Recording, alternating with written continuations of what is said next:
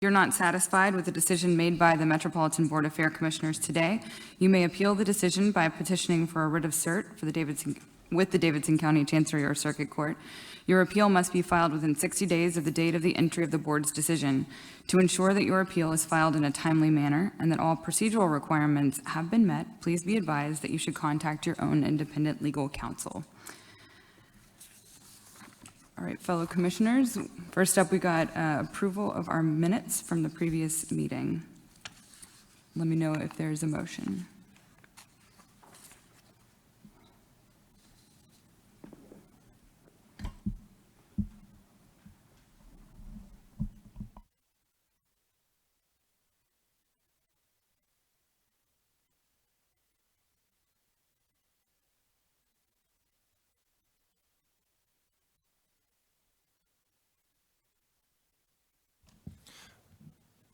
Motion to approve the minutes.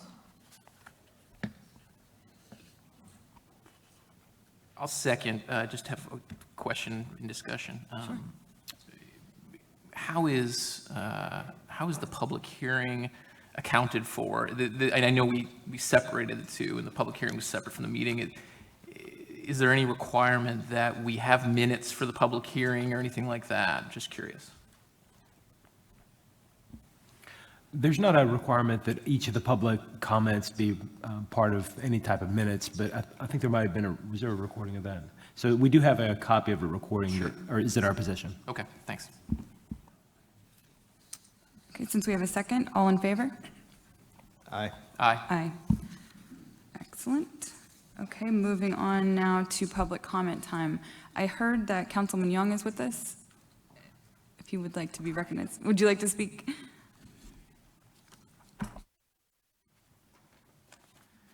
Thank you, Chair. Oh, right, mic's already on. Thank you, Madam Chair and Ms. Womack. First of all, I want to apologize that I was not at the public hearing due to a health matter I was handling, but so I did have some prepared comments that I wanted to read through very quickly. And like I've said to y'all before, y'all know that I'm an enthusiastic supporter of the track and the renovation and this opportunity we have with Bristol Motor Speedway. But before I start real quick, just a personal privilege, I hope that we will all keep Commissioner and former council member Weiner in our thoughts as she recovers from her surgery. I must admit, it might have been my fault that she needed it from all the jerking around she does to me when I say silly things to her. But y'all are really lucky to have her expertise here. I am very excited about the letter of intent that was signed and this opportunity to pursue a long-term contract with Bristol Motor Speedway, and especially the Smith family to operate the local portion of the Fairgrounds Speedway. As I've mentioned to y'all before, as a kid, I remember going every week to the fairgrounds with my father and watching the races and participating and knowing several of the great folks that were racing there and, adding to the great diversity of culture that we have here in Music City. There are scores of people across the county, especially in my district, which is the Goulitsville, Madison area, that feel the same way and are big supporters of the track and recognize the historic importance of the track and the cultural treasure it is for this county and, frankly, for all of Middle Tennessee and the Southeast. I hope that we continue to look at it as a landmark and that we treat it as such and recognize that Bristol Motor Speedway is a terrific organization that will really put us in a great position to enhance this landmark with their track record, if you will, of success at their other properties where they operate. The financial potential for the Fair Board and the taxpayers of the county is tremendous, where the fairgrounds can begin operating, generating revenue for the county rather than operating where we have to face with putting public taxpayer dollars into the infrastructure out there. But real quickly, I want to recognize that the professional capacity of Bristol to modernize the track and make it relevant again is exponential, and I'm 100% confident in their ability to do that. Their involvement solves a glaring hole in the current plan to renovate the fairgrounds, as we've kind of pieced together all the different puzzle pieces except this one last piece of the track. The proposal outlined in the letter of intent overcomes the decades-old problem of never having enough capital to make the needed and important improvements to this landmark. And today, I believe that we're going to hear how the capital improvements can really only be possible with Bristol's presence and professional management and expertise. It's going to reduce significantly the automotive noise that the neighborhood and community have extremely valid concerns about. And I sincerely urge the Fair Board to not take steps that would purposefully choke the potential of this operator's success and that would slowly but surely suffocate the future of the raceway. Specifically, I've reviewed the so-called community impact and speedway policy proposal before you today, and it's certainly my opinion that this violates the term of our city charter, as it would effectively end racing at this landmark facility. This proposal could also represent bad faith on the city's part, as it would completely rewrite the letter of intent between the city and Bristol, an LOI that both the city and Bristol spent months and months and hundreds of thousands of dollars relying on. So as a member of the Metro Council, I would request that the board carefully and thoughtfully consider and then ultimately simply and completely reject any proposed policies presented to you now or in the future that are clearly intended to reverse decisions made at City Hall that a board member simply personally disagrees with. This LOI represents what was negotiated between the mayor and his staff, and it presents a fair way forward for the taxpayers from the entire county, as it is very clear from the 2011 referendum that this city has a clear financial obligation to this track and to the maintaining and improving this landmark. The Speedway is not going away. That's not the discussion that we as a city are having.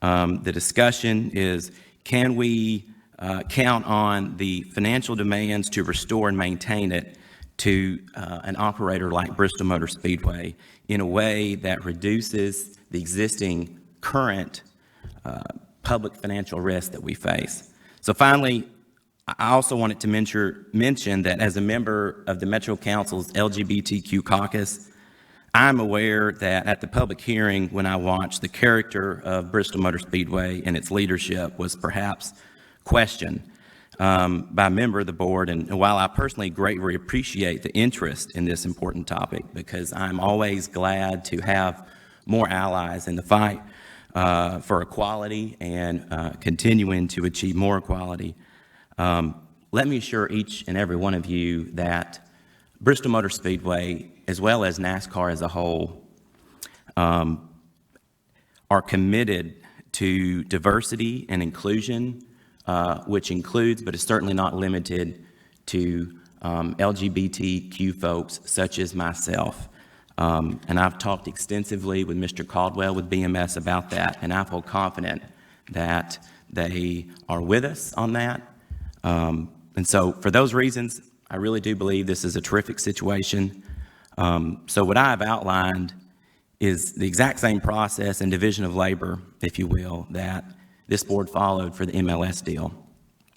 And it is my and several other council members' expectation that, frankly, that exact same process and division of labor will occur here. To follow some other more elaborate or lengthy process, or to add obstacles or impediments to the Bristol deal that did not exist in the MLS deal, would subject you and this board to claims of bias and favoritism that you neither want nor, frankly, you do not deserve. So once you and the finance department and the mayor's office complete the work of the entire proposal, which is a lot of work, and y'all have done an excellent job thus far, your operational lease, the financing plan from Director Crumbo's office, the mayor's proposed development and renovation agreement can come to the council for a vote later this summer or maybe early this fall. on the schedule that Mayor Cooper outlined in the LOI, and I certainly appreciate the work you do, and I thank you for the indulgence of time, but that is what I have, and I will be providing that to Ms. Womack as well to add to the record, and I certainly thank you. Thanks for your comments, Councilman Young. Looking forward to actually meeting you for the first time rather than just being addressed publicly at a meeting for the first time we've ever spoken. So looking forward to meeting with you. Now we will open it up to the public. Members of the public wishing to speak, you have 2 minutes. You can line up at the podium. You have 2 minutes and for 15 minutes total. I'll go first since I have very little time, but I just wanted to say, my name is Tyson Kepler, and I live in Wedgwood, Houston. I'm about a half a mile from the Fairgrounds, and it's one of the reasons I chose to live there. As you can probably guess from my colorful shirt, I'm an enthusiastic supporter of this plan and the raceway. I did see some of the BMS presentation from a couple weeks ago, and I'm excited about the proposal. I realize that a lot of people behind me probably have a lot of concerns, and I share some of those concerns.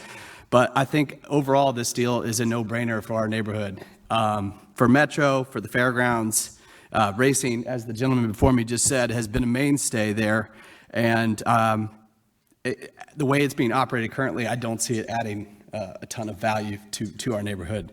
I think if we have a renovated Speedway with the sound walls installed and a professional operator, I think it's going to be an improvement on all fronts. I know there are concerns as well with traffic, but I didn't see, if memory serves, I didn't see a full plan proposed or approved before the soccer stadium began construction. So, and not to detract from the plan at hand, but I'm much more concerned with the traffic impacts of the soccer stadium and those events as opposed to the few full capacity events that I understand will be hosted at the raceway after this improvement. So that's all I've got. Thank you guys for the time. I hope I didn't waste anyone's time, and have a great day. Good morning, everyone. My name is Candace Lafayette. I spoke at the last meeting here representing Stand Up Nashville, and I remember making the announcement that we were going to go out and canvass and survey the community surrounding the fairgrounds and see what they really thought about this plan for racetrack expansion. So far we've completed 2 full weeks of canvassing. We have about 4 weeks left. Our projected date to end is July 2nd. And we've knocked about 1,100 doors so far, and we're nearly 50% to our goal of having 500 surveys completed. And so I just wanted to talk a little bit more about what is in those surveys, what the responses we're getting from the people in the community are. So a lot of their concerns have been centered around noise, traffic, lack of community input into this plan. A lot of them feel like, hey, they're going to do what they want to do anyway. Like, we don't have a say. There's a huge sense of hopelessness and that they don't really have a say in what's going on. And I've heard a lot of people say, if it's going to happen, these are the things we'd like to see. We want to see investment in infrastructure, helping to beautify the neighborhoods. We don't have sidewalks for our children to walk on or to walk our dogs on. Like, those are important things. And the parking and just traffic around the neighborhoods has been a big concern as well.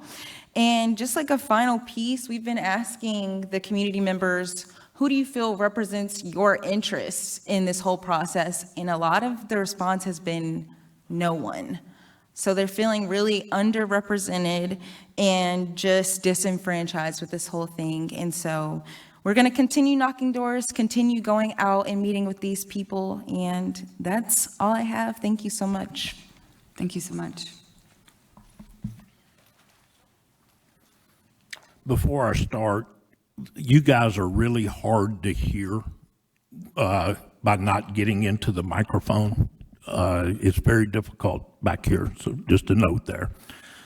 Norm Parton, 37220, native Nashville. I'm here to help.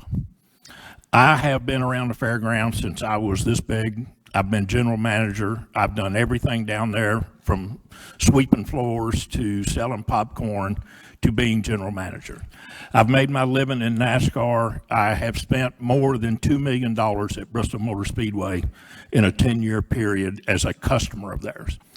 I have answers that require more than 2 minutes of people coming up and saying what they need to do. So I'm here to offer to help. I've sent all of you an email, offer to spend time with you to explain what testing is, what, when, how, where, what it is. You're making decisions without having more than 2 minutes of input from 100 different people.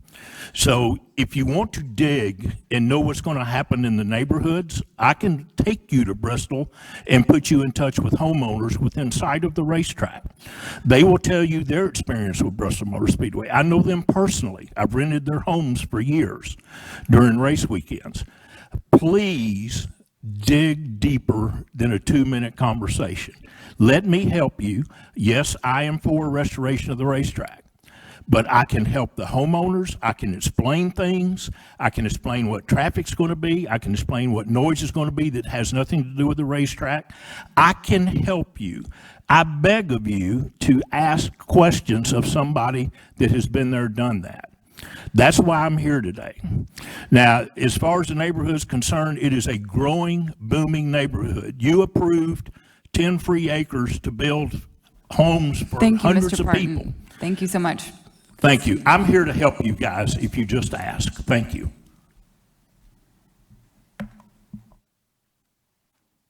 Thank you for this opportunity to speak. I'm Carla Adams. I've lived in Raymond Heights neighborhood for 35 years. We are, as the crow flies, probably 2 miles from the track. I see this opportunity as nothing but beneficial for Nashville. I have a history as well with Bristol. My daughter attended college at King University for over 2 years as a college athlete. I saw firsthand what Bristol Motor Speedway did for the city of Bristol.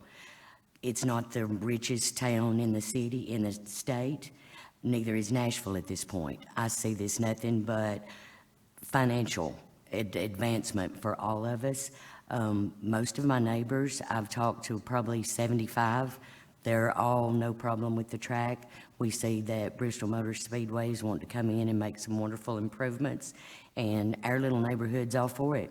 I would appreciate your consideration. Thank you for your time. Thank you, Speaker. Good morning. My name is Kayla Miranda, and I'm a resident on Gale Lane. I'm here because, like most people, I received a letter in the mail that something was going to be happening in our community, or that was proposed to happen, and it would be affecting us. Therefore, I'm here to speak in support of this new venture. Alongside my father, I'm operating a 44-year-old business that at its core supports the community and the businesses in our area. I truly believe that by supporting this renovation and rejuvenation at the oldest operating track in the United States will be beneficial for our community. When I was a child, I was actually able to race my own dragster at Bristol, and 2 years ago, we went as a family to see a NASCAR race there. They're a top-notch organization with a renowned track, and I think that what they've done there is something that they can do here for us. This track is older than anyone in this entire room. Some of the greatest drivers of all times have driven here, and if we're lucky, many more in the future will too. The Speedway is not limited to racing. The Speedway has a fixed seating capacity at which many other events can be held. It sets the stage for being a crucial staple in this town, as it has for the last 104 years. Just last week, my dad and I co-chaired the March of Dimes March for Babies. We held it at the Fairgrounds. I'm sure you all may have heard that it was happening or not, but with their help as our host, our very gracious host, we raised over $500,000 for the March of Dimes. So this isn't just a racetrack. It has so much more potential to affect our community positively. We have a beautiful opportunity here to preserve the history and create new memories with our own families. This is one more way we can leave Nashville better than we found it. Thank you for your time.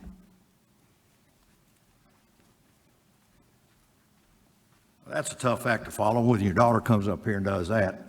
My name is Bobby Jocelyn. I live on Gale Lane, a couple miles from the track. As a kid, we used to come to the races on Saturday night with our neighbors and neighborhood kids, And the councilman was so great in his presentation, and all I want to add to that, I can't add anything to what the councilman came about. This is another opportunity for the spotlight to be on this city.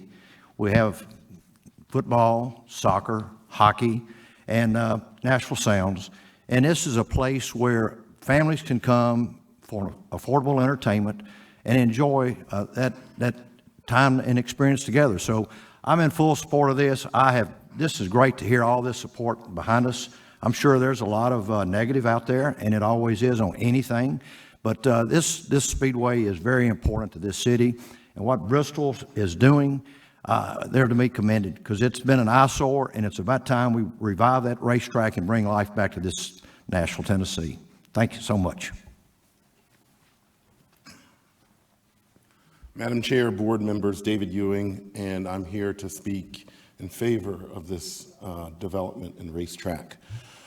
From a historical standpoint, Nashville has a lot of hidden gems, and this is one of them.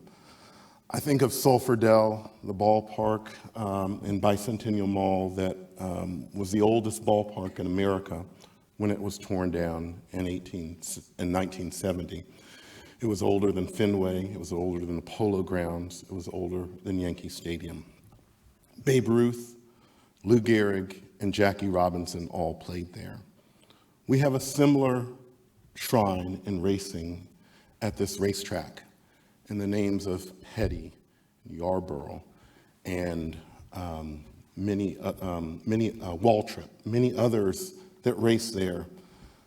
I consider this the Racing Ryman Auditorium.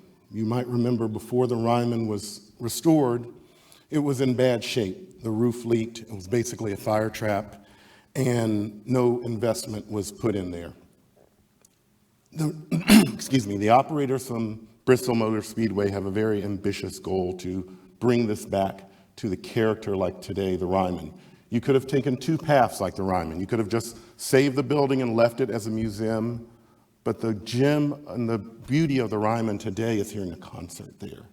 Bring racing back the way it was meant in this historic track, and I hope you support this great proposal because Nashville's history is one of our most valuable assets. Thank you.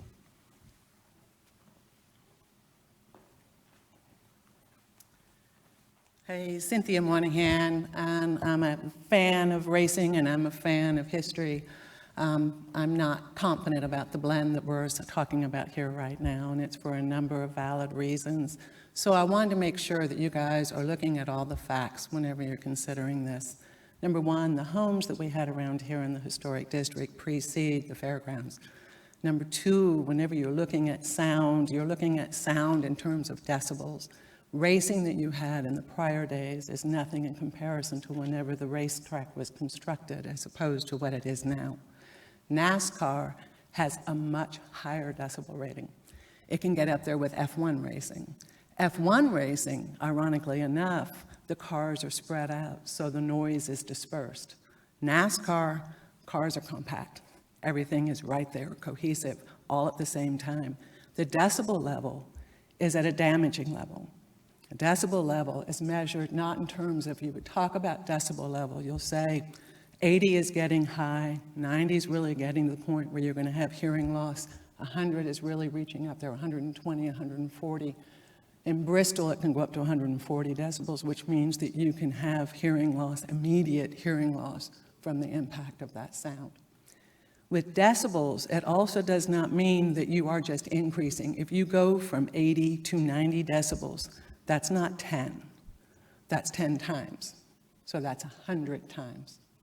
If you go from 60 to 90, that's 1,000 times. So when you're measuring decibels, you really have to pay attention and understand what that sound is doing. The other thing is with walls. We've talked about having walls that will provide a barrier for sound. The irony behind that is, yes, it can help if you're in very close proximity to where it is, but if you're further out, the sound gets actually dispersed. Sound continues to move. Thank you so much, those are all Speaker. the things that we want to make sure that you guys are paying attention to. In addition to the parking, in addition to traffic, We're already seeing Thank with you the so flea much. market Thank you. that it's going on with the flea market, that there's the same problem there, that all of a sudden you've got a parking pool that goes down in the center. Thank you for your time.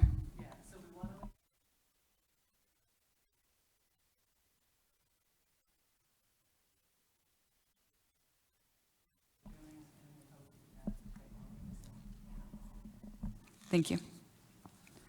We will close public comment time, and we will move on to financial report. Citrix? Good morning, everyone. The financial information presented today is preliminary, and all revenue and expenses for May 2021 may not have been recorded to the ledgers as of June 7th, 2021, when this report was created. The preliminary actuals through May 2021 are as follows. Revenues through May 2021 are $399,725. Our Metro subsidy through May 2021 is $2.1 million. Expenditures are around $2,051,946, resulting in a net gain of approximately $488,079. Depreciation expense is $1,185,481, so the total net loss is roughly $697,400. Below you will find an itemized list of our expenditures. Our top three expenses are payroll, utilities, and insurance/LOCAP.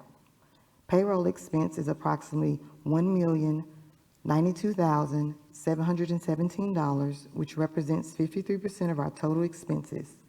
Utilities expense is $398,815, which is 19%. Insurance, permits, and LOCAP expense is $344,377, which is 17% of our total expenses. I would like to highlight our revenue collection from our May 2021 outdoor flea market, as all of the revenues have not posted and is not reflected in our reported revenue amount. We collected $17,100 from booth rents. We collected $300 from table and chair rents, which is not reflected in the total revenue amount. We collected approximately $12,000 from parking fees, which is indicated in the revenue amounts. This concludes our financial report. Are there any questions? Thank you for that update, Citrix. I guess I just had a comment for future, next year's fiscal year budget planning. I feel like with the amount of uncertainty we have in our budget and our revenue projections going into next year, I'm not sure how other boards do, but I would like to have it done a little bit different next year and maybe have some board level dialogue on the, or just an overview of the budget that is being presented before it's presented to the mayor's office. I just always felt like it's a little odd that we kind of get it after the fact, and it's great getting the financial packages and the reporting and understanding where we've been kind of as we're tracking on the budget, but just with so much uncertainty going on, I think it's appropriate for next year we start having a little bit better handle from a board input.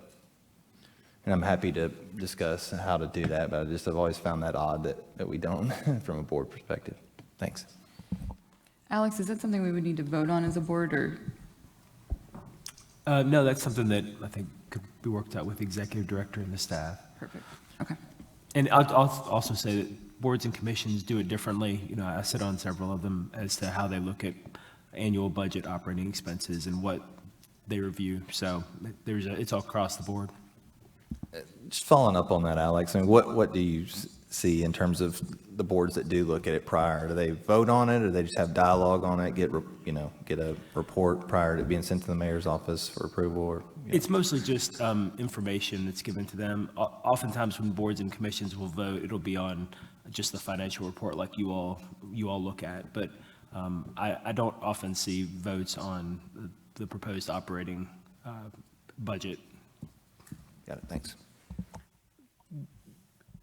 I appreciate Commissioner Hemmer's comments, and I agree. I would like to see something more involved, and it connects up to something we're going to talk about a little bit more when we start talking about the Speedway. There's still a major issue for the Fairgrounds annual budget with the concept of losing control of the campus for 4 weeks a year and what that does to revenue generating opportunities for the rest of the campus. And, you know, I think that we need to be out in front of that now if this proposal moves forward, if we ever get details on what this is and stuff. There's a real connective point to our planning on a budget process, and we could have sort of a real bumpy adjustment down the road a couple of years because of the loss of those 4 weeks, and among other things. So it could be a good exercise to start on that sooner rather than later, so we have some repetitions and experience.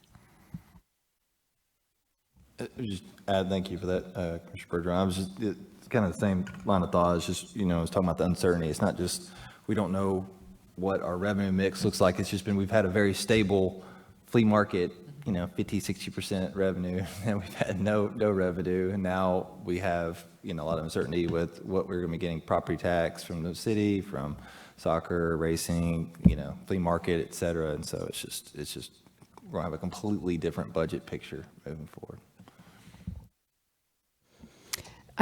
I think we can easily add that in. It would probably be around February of each year, since we do our initial submission to OMB, our budget department in finance, in March. That's usually when we do our initial. So we can work that into the February meeting, and that way you can have a look at it and have discussion ahead of time. Because you're right, we are going to have some new revenue sources kicking in. But we'll also see new expenses as well because of the fair.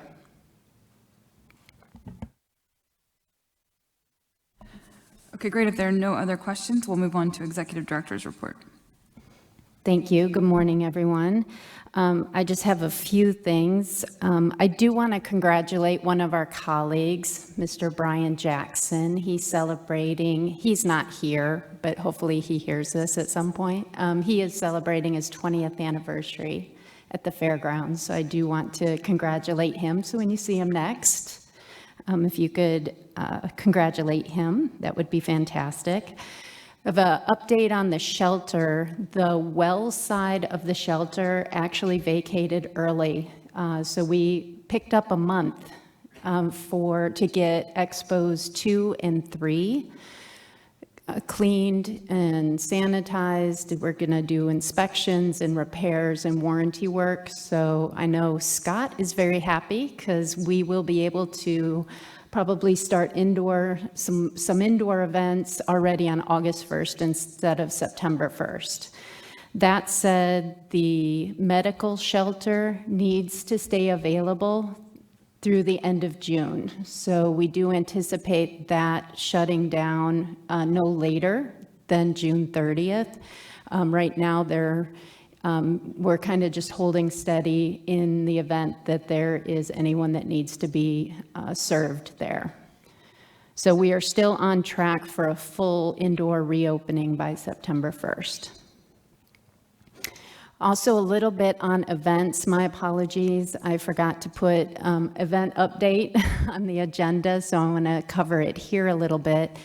We reported that last month that we were launching into our flea market again, and I think it was a little nerve-wracking after 14 months to get going, but we all worked really hard to make modifications so that we could have an outdoor-only market. We had 109 vendors. We had approximately 360 booths that were in the sheds, the arena, and then the perimeter parking spaces in that general area. And I know we parked over 2,400 cars, so with walk-ins, and we had quite a bit of rideshare, which is encouraging this market. We estimate between 10 and 12,000 people came through in 2 days. So we're really encouraged by that turnout, and we look forward to doing that again this month. It is reservation time this week. I know we've got staff back at the office taking vendor registrations, and we do plan in July to increase the market back to 3 days for Friday, Saturday, and Sunday, but this month it will remain at 2 on Saturday and Sunday. The next event that we have is we've got a race on Saturday, June 12th, and I know that Bob Sargent is here, and I know he wanted to give a little bit of update on his continuing work with mufflers.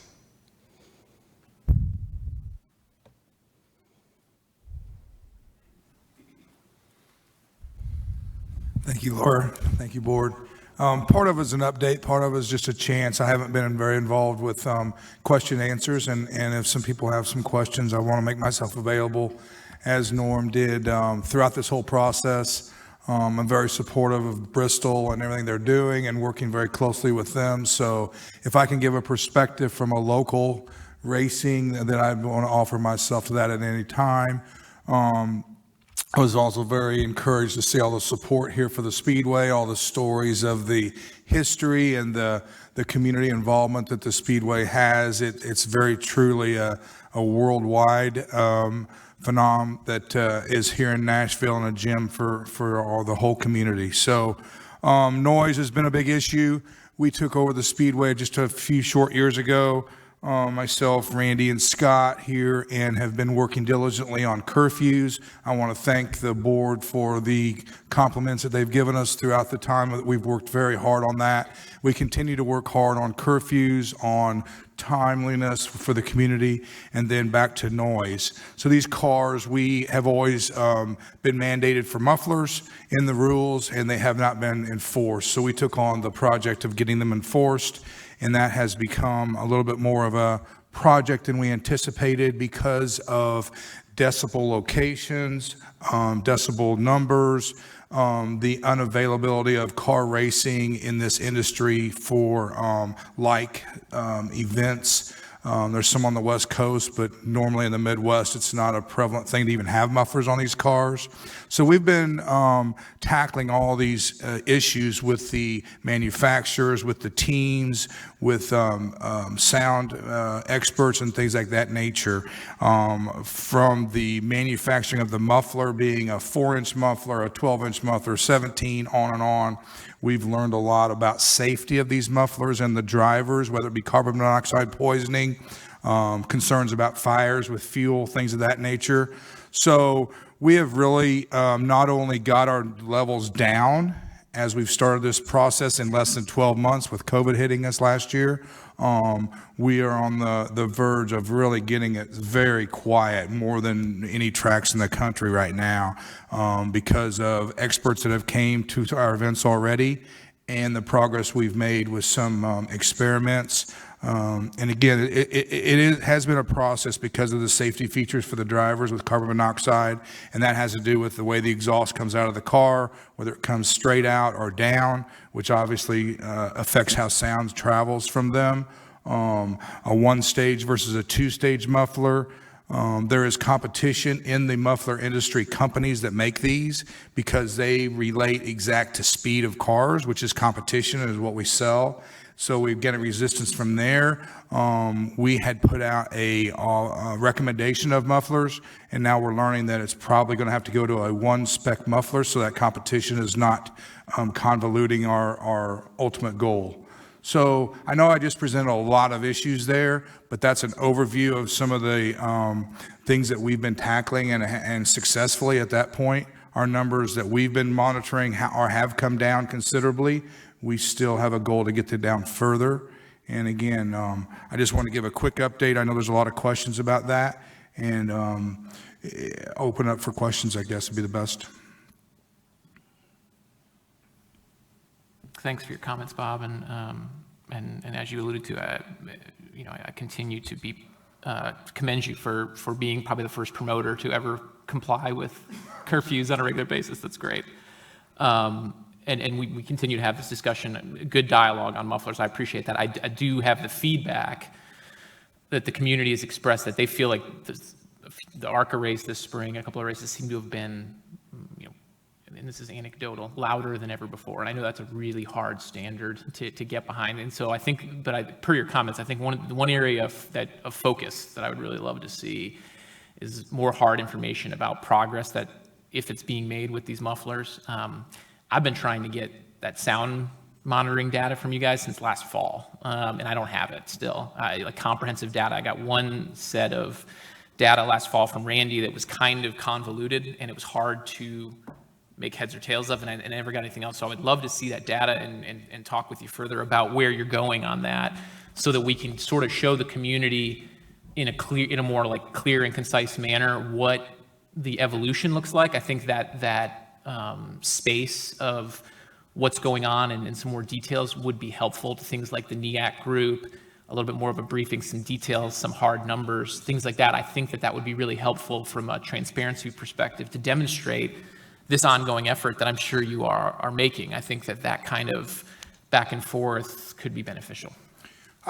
I fully agree, and that's fair assessment of what we need to be working with your numbers. Again, in transparency, sometimes I'm a little too honest, but we hit a little bit more of a brick wall than we thought we were going to with all these issues I just named. There are numbers. We do have hard numbers for you. We've also found out that different locations present different numbers, whether it's a fourth turn, whether it's underneath that canopy, whether it's a property line, things like that. So we have numbers in several different points. We do have those. I believe there's some sound issues that possibly we can get some sound consultants we can get some numbers from. So we will have those numbers for you, and that's a fair for you guys to see the numbers and the dealings that we're getting to get it down. Okay, thank you very much. Thank you. Any other questions for Laura? All right, great. We will move on to old business then. First up is consideration of the slate of officers for the Board of Fair Commissioners. In April, we determined that slate, and so today we are to contemplate that slate. Could we have Alex or maybe Laura repeat the slate for us? Absolutely. I was just going to do that. So as Vice Chair, Commissioner Bergeron, and as Chair, Commissioner McAnally. Motion, we approve the slate of officers for Chair for Commissioner McAnally and Vice Chair Commissioner Bergeron. I'll second. Any discussion? All in favor? Aye. Aye. Aye. Excellent. Look forward to serving again.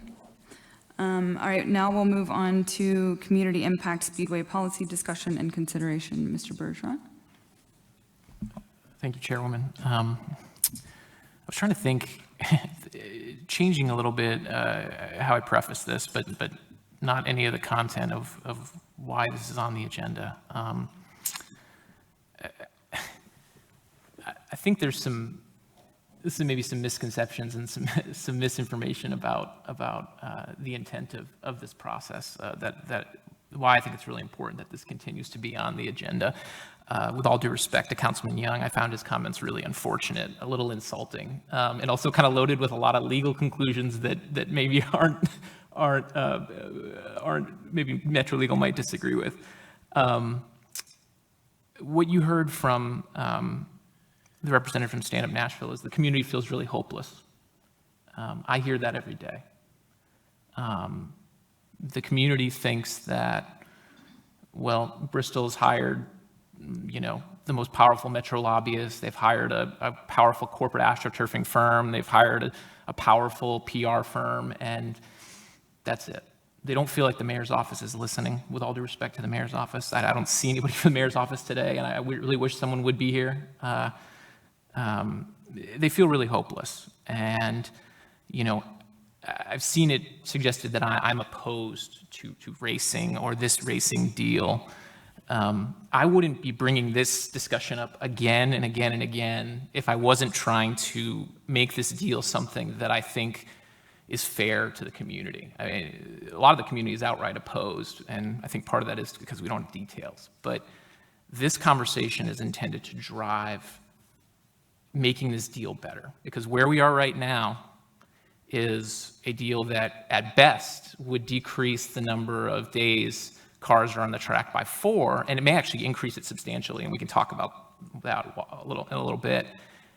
But I'm not moving this policy for adoption today. That's not my point is to keep this going until we get to a place, because it's my belief from talking with Metro Legal that once we get to a deal that I certainly hope moves in the right direction, that the board also passes policies so that hopefully we have good limits on uses, and then we have that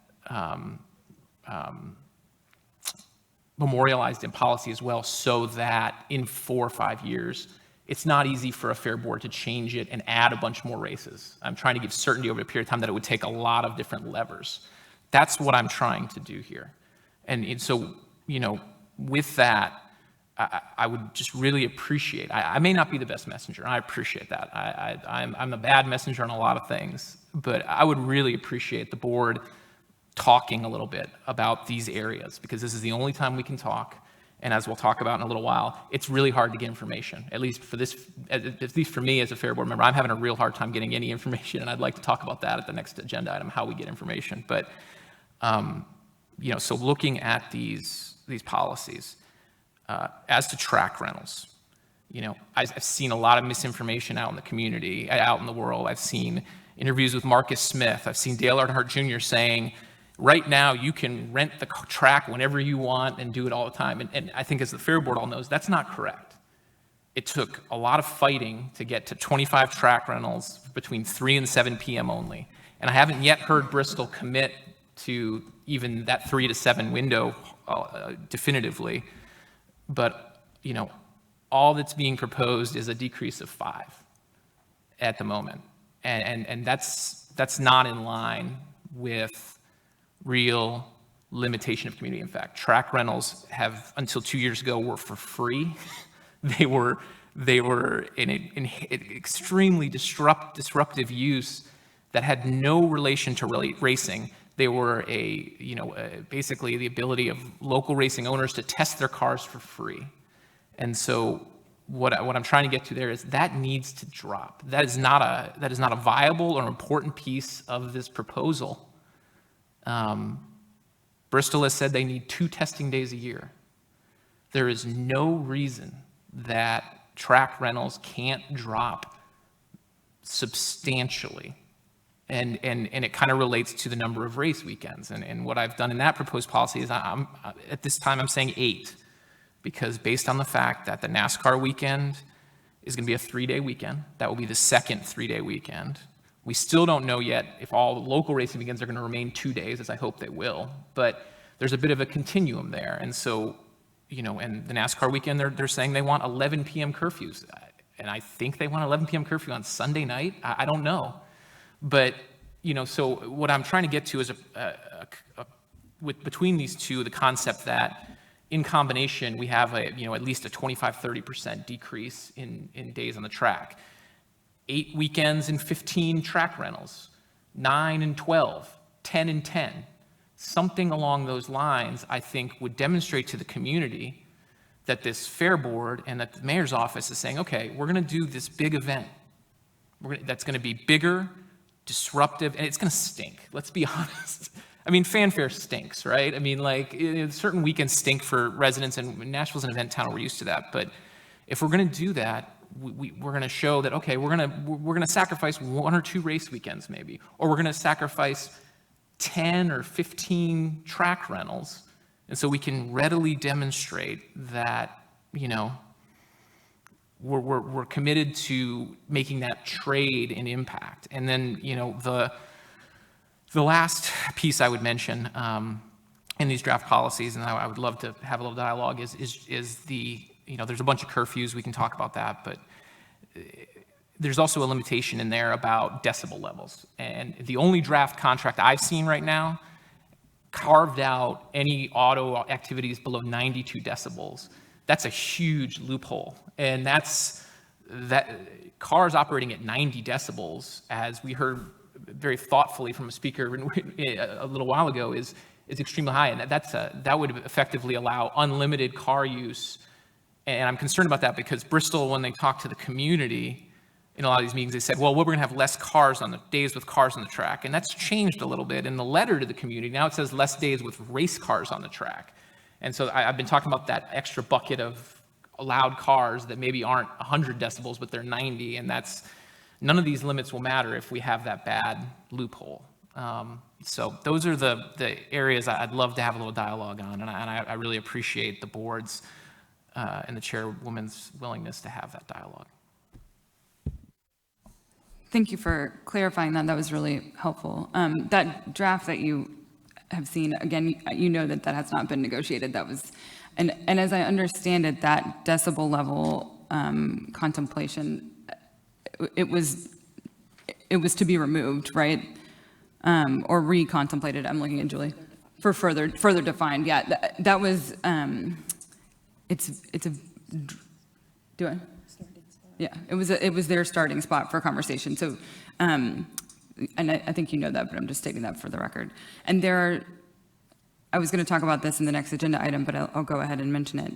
There are so many questions about the financing of this that implicate how many events that we can have, that we have sort of tabled part of these discussions because we can't fully have them and be on strong footing until we know what the financing potentially looks like. So that's kind of where we are with Metro Legal right now, is waiting, and that is nobody's fault.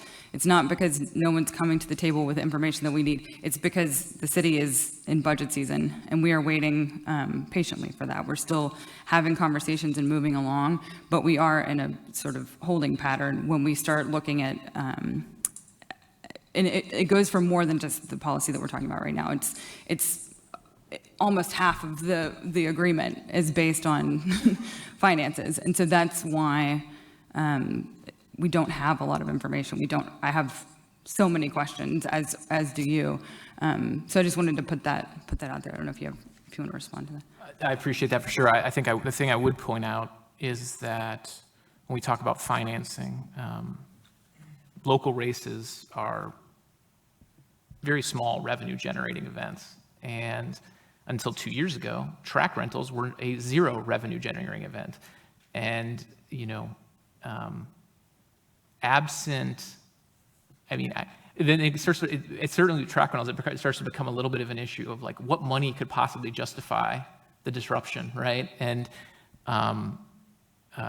certainly it's, I don't know, I can't imagine, right? If we charge $20,000 per track rental and Metro is actually getting $20,000, does that start to justify it? Maybe, I don't know, but we're nowhere near it, close to it at $300.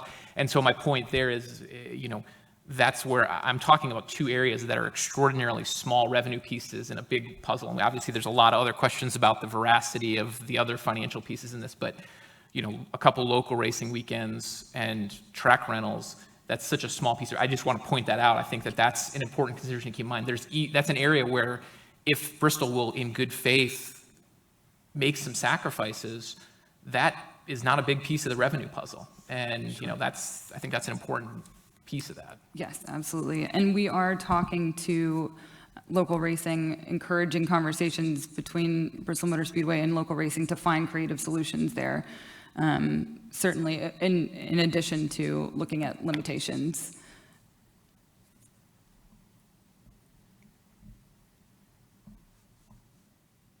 I also would love to, in bringing up Stand Up Nashville, look at having, because I believe our next board meeting will be July 13th, and I think you said that you'll have your data by July 2nd. If possible, it would be amazing to have that presented. I know that's a quick turnaround for collating information, but if you have that, I think we could either include it in this part of the agenda or have a standalone agenda item in the next meeting.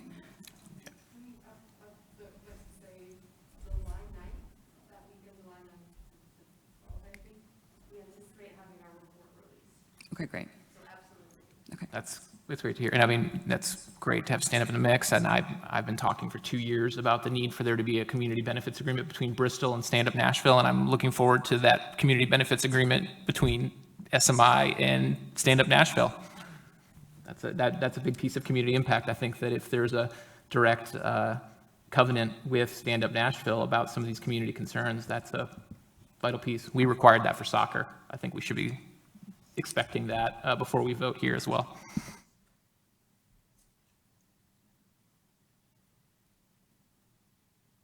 Commissioner Hammer, do you have anything you want to add?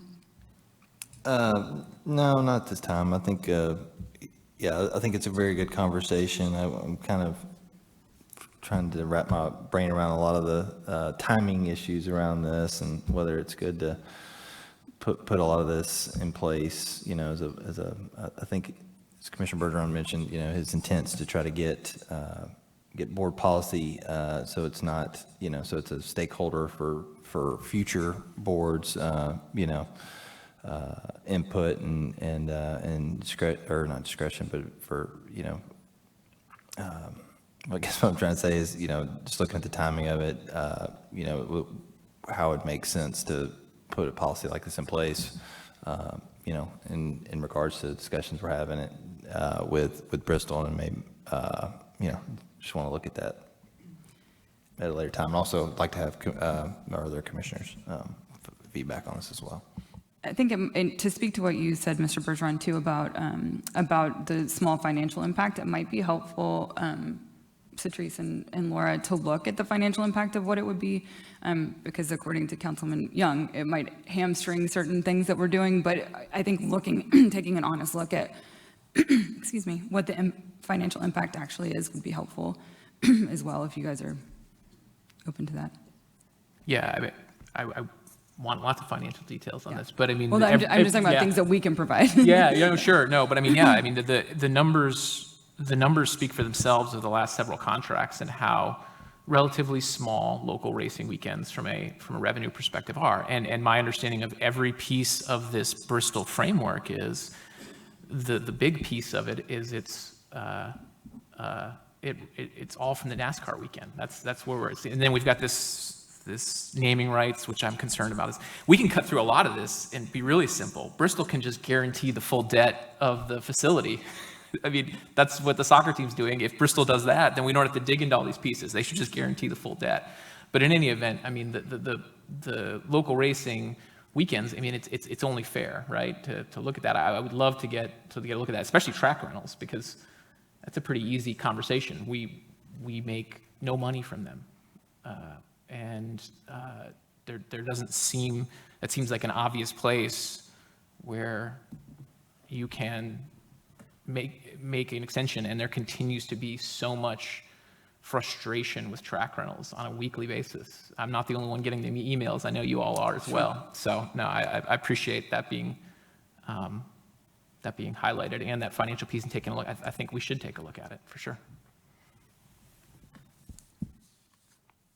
Well, I will continue to have conversations with Alex and Mr. Cross about the policy, and then we can take a look at it at future meetings. Is that good for you? Or? Yep, that was my only hope today, contrary to some folks' suggestion otherwise. I just want to keep the conversation going and hope that we can get to a place that's a good deal. You know, we've never had a 30-year commitment or even a 10-year commitment, at least it's for a very long time, as far as I'm aware. And so that merits some different structures and controls to make this process fair to the community. And that's what I hope this conversation is. That's all I'm trying to do. Thank you, Commissioner. Anything else? Okay, then we will move on to Bristol Motor Speedway update. We're going to hear from Mr. Caldwell, and we are going to hear about the sound study that they conducted.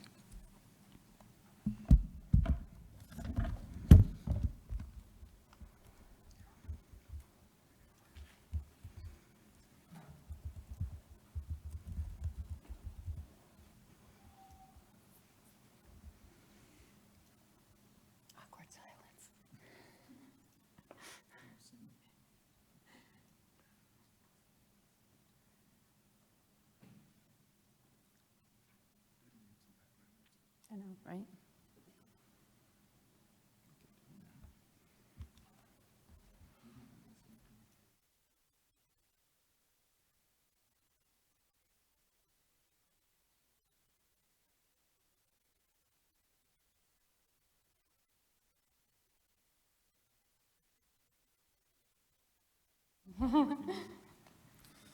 Well, Madam Chair, board members, thank you for letting us join you today. Excited to share some information with you. As you all know, we've been engaged in a sound study, and I want to introduce to you today Jack Wrightson. Jack was with you last time, but to touch on some of Jack's experience, he has 43 years of experience in this field of acoustics, extensive experience in sports and public assembly work, 100+ sports and entertainment community noise mitigation studies. He's done local work with Nissan Stadium, Bridgestone, First Horizon Park, Nashville SC Stadium. He oversees WJHW's work on noise control and environmental impact of outdoor events, and they are an industry leader have been for 30 years. Jack's also a professor at the University of Texas, Arlington, and the other that I'll touch on here is we also reached out to Commissioner Weiner as we were looking at a slate of companies to work with and make sure that she was comfortable with this one, and she certainly was. She was aware of their work and supported us using them for this study. So without further ado, I would like to introduce Jack Wrightson.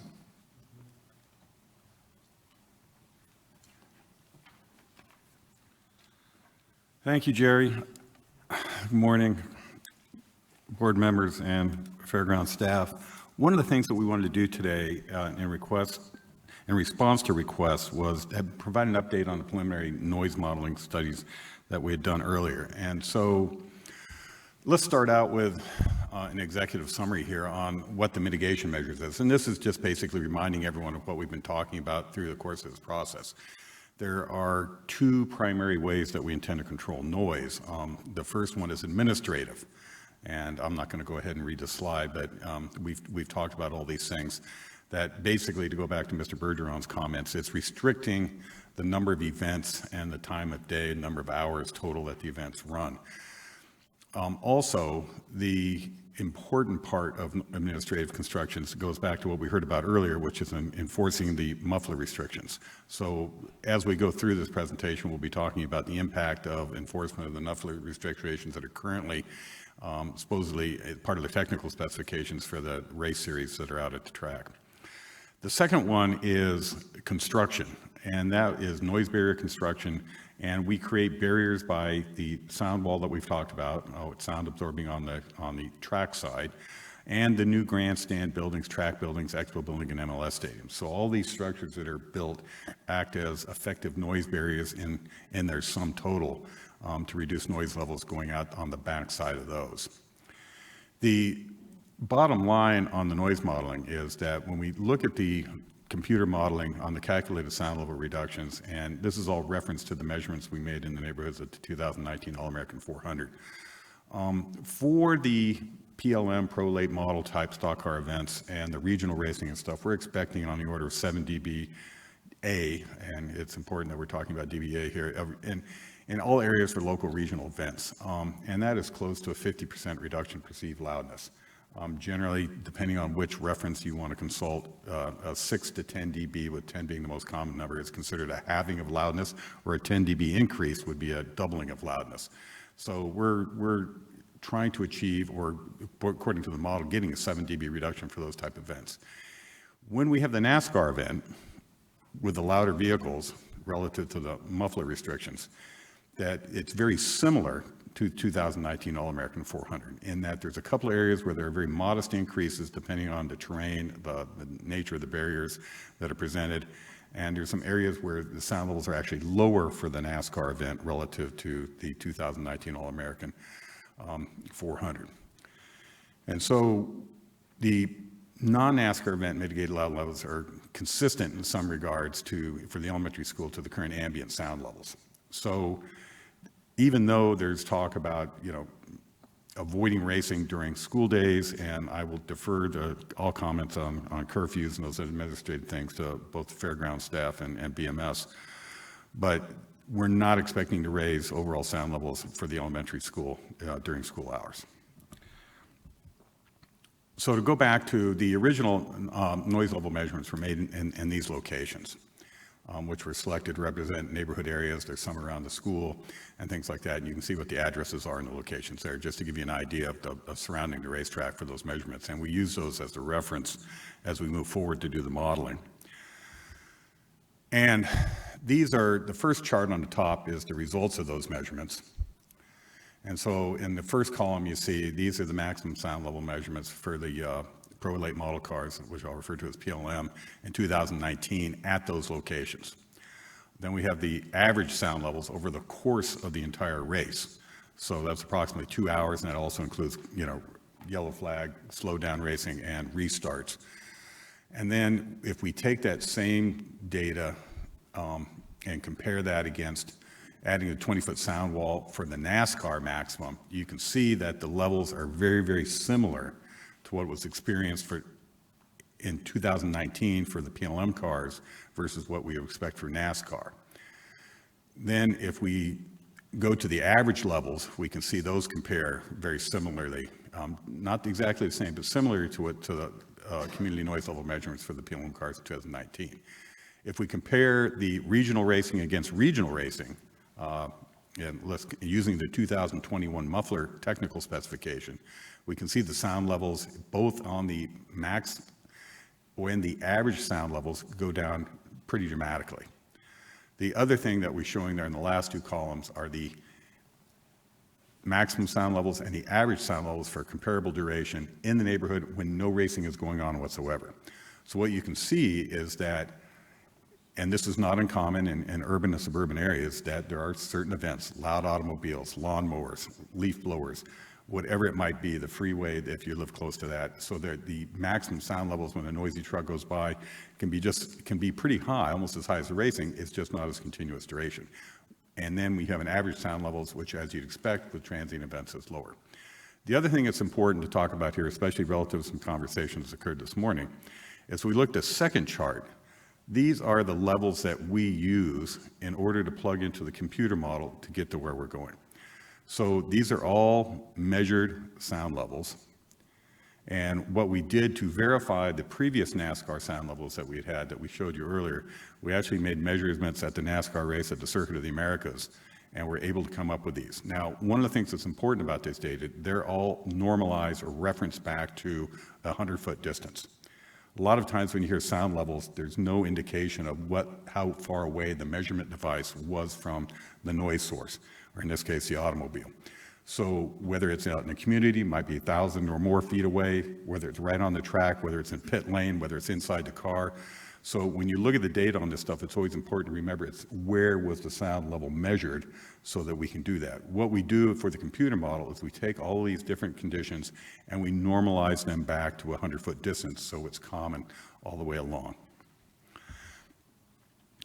One of the things that we wanted to point out just for people's reference on the dB scale, as was correctly pointed out, decibels are a logarithmic scale. Because the human ear is capable of hearing very quiet sounds to very loud sounds, in order to make the numbers workable for presentation purposes and put them in a scale, so we're talking about, let's call it 0 to 100 as opposed to 0 to 10 million, it's a logarithmic scale. And so that's why a 6 to 10 dB doubling in dB or having in dB corresponds to approximately twice as loud or half as loud. So these are just some common things in the environment, everyday environment, people's experience that you can relate these dB levels to, just to give you some calibration there. And just for this chart, this basic chart comes from the Minnesota Noise Pollution Control Agency. So this isn't out of a textbook, this is actually a public agency, and this is their chart. So we like to use this one because it's been vetted pretty seriously. And it's been used in public conversations many, many years. So this just gives you an idea to make some comparisons of what we're talking about when we talk about sound levels.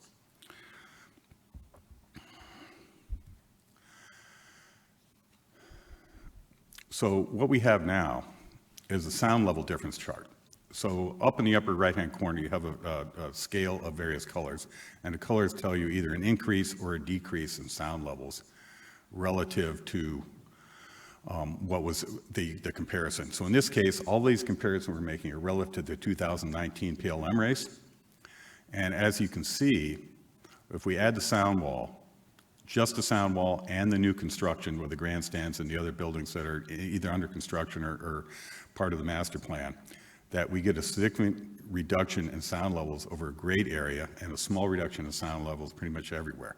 There are some areas due to terrain and reflections off of the MLS building where that's not exactly the case, and those are those orange dots that are in the bottom half of the figure. But overall, and these are the average sound levels, it's a reduction in sound level.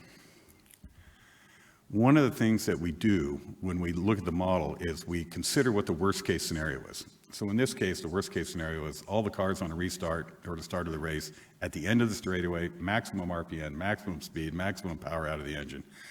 And when they head into turn 1 and turn 3, that is your worst case scenario. It's not as loud in the corners when they lift off the accelerator a little bit. It gets louder again when they hit back on the back straightaway, and the same thing as the cars go around the track. If we look at the maximum scenario, which is at the end of each of the straightaways leading into turns 1 and 3, then we can see what kind of reductions we get on this maximum level. Now, this is the worst case scenario. This is when we have the most cars in one location at their maximum noise levels at the same time. As the race progresses and the cars spread out around the track, then we get something closer to what we consider an average noise levels, and it goes over time. So the L max is over 1,000 milliseconds is the peak noise level, and that's what these are. And you can see there are significant reductions in that maximum. When we go to the averages, however, let me back that up a little. When we go to the averages, it's a little bit different scenario because we have cars spread out throughout the track rather than one location. So the effect of the barriers, depending on the location of the car relative to the barrier, distance from the barrier, it sort of evens things out a little bit, and you don't see as big a reductions in some areas as you do in others. So if we were to look at what the worst case scenario is, that we have these types of level differences, we go back to average over the course of the event, and once again, these are modeled with an impossible situation, which is the wind blowing every direction from the center of the track. It does not take a marine type temperature inversions into account, but it does take unfavorable wind conditions into account. And so when we have the average condition over the course of the event with the cars spread out around the track, and so we have loud cars virtually all the time in each of the corners, then we have this situation. Important thing to remember is this is using the data with the 2019 levels for the PLM cars. If I then go to the muffler restrictions in the 2021 technical specifications for that series, which is the source sound level because the cars get quieter, as we heard about earlier this morning, then I get a substantial reduction throughout the entire region of the neighborhoods for that type of event. So that's a very positive thing. We add the mufflers, and this is not doing anything other than compliant with the rules for that race series. We add the construction, including the grandstands, the noise barriers, and the other buildings. We get a significant change, a reduction in level for that type of event, which would include all of the regional racing that we're talking about. So all the events except for the NASCAR weekend in this scenario. So add the mufflers, add the construction, big reductions in sound levels for the neighborhoods. So then the obvious question is, what happens when we have the NASCAR race? We have louder cars. Currently, the NASCAR vehicles do not have mufflers, so it's a similar situation, very similar to the 2019 event. But if we add the barriers represented by the buildings and the sound wall, then we still get substantial reductions. There are a couple of areas and where we get between a 1 and a 3 dB calculated increase. Now, that's within the tolerance of the model, and one of the things to remember about these increases, because we have this logarithmic scale, one of the things I need to remind people about is Decibel Addition, which we heard a little bit about this morning. Because it's logarithmic scale, if a sound source is 100 dB, and I add another sound source of 100 dB to it, what the meter will measure is 103, not 200. So it gets a little bit confusing on, excuse me, to do this decibel addition. So the other thing that's important about this is one of the things we talk about in noise control and noise perception is the concept of a just noticeable difference. And when you have that, outdoors in this type of environment with a typical resident, as opposed to into a laboratory condition in an enclosed room and with headphones on, something 3 dB and over are considered reliably noticeable differences. In that if you were to ask someone out on the street, is this louder, or is one source louder, is another source louder? If it's 3 dB or more different, you can reliably get answers that the answer is yes. If it's under that, then it's not so reliable. So generally in the noise control, community noise impact, neighborhood annoyance industry studies, academia, that is considered the just noticeable difference. So NASCAR, that's why we reached a conclusion that the NASCAR event with the new construction, the sound walls and the barriers, is essentially the same as the 2019 All-American 400. And the other thing to remember about this is, while we modeled in 3D the terrain, which we import from USGS databases, the buildings, the stadium, everything in white and green, and the sound wall have all been modeled in 3D, along with the terrain, the natural contours of the land. But one of the things that's not modeled in here is every single building. So because this is a statistical construct, if I walk behind a building, it's going to be quieter than if I walk out in front of the building, on the track side of the building. So the fact that any of these lines is in a particular place is a function of the barriers, the reflections off of the buildings that we've modeled in there, and the terrain, rather than something that might be a very, very local type situation, whether you have a clear pathway, view of line of sight to the track, or whether you're behind a building or someplace else. Vegetation can make a difference. So the exact results in any particular location may be a little bit different depending on those circumstances in exactly that location. So I go back to, just to go back through what the summary conclusions are, is that we have an overall exposure, which is what Mr. Bergeron has been talking about earlier today, where we limit to 10 race weekends a year, reduction in practice days, curfew on event stop times. We add the construction that we've talked about for quite a while with the grandstands, the other buildings, the stadium, the sound wall, that make a difference. A big difference is enforcing the rules that are already in place for the regional racing series. That's important to achieving better results for the community, and we also heard about that this morning, and it's excellent to hear that's in progress, and full compliance with that will definitely make a difference. Bottom line is, we have a reduction for all the regional racing that is pretty darn significant, and we expect the NASCAR to be not different, appreciably different from what the community experienced in the 2019 All-American 400.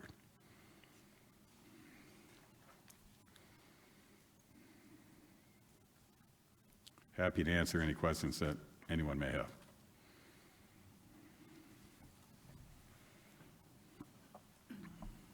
I want to start by saying I'm really bummed that Sherry's not with us today. I think we really could have used her feedback. And in fact, if we can keep this as an agenda item on the next meeting, I would love for her to give us a breakdown because this is not my area of expertise. I thank you for the presentation and the study, but I look forward to her breaking that down for us. I have some questions, but if anyone else, I got an email, and maybe you guys received this email last week too, from someone in favor of the proposal who had a child that she was hoping that there would be some considerations for inside of the racetrack, because the child had some issues with sound, I guess behavioral issues related to sound. And so I wanted to ask, A, if you had provisions for that in other facilities, and B, it just made me think about it in broader terms of how the neighborhood is impacted, how the elderly, how children with developmental issues are impacted. And maybe this is a dumb question, but if we didn't have a budget, is this the best that we can do for sound mitigation? So, I mean, is this best practice? Like, is this the dream sound mitigation plan? Or are there other ways of looking at it that might cost more but would be more effective in terms of sound mitigation for the neighborhood? it's certainly worthwhile considering different plans. Obviously, you could turn it into a dome stadium and have significant construction and, at the cost of hundreds and hundreds of millions of dollars. Sure. The question is, we haven't studied additional attenuation efforts yet.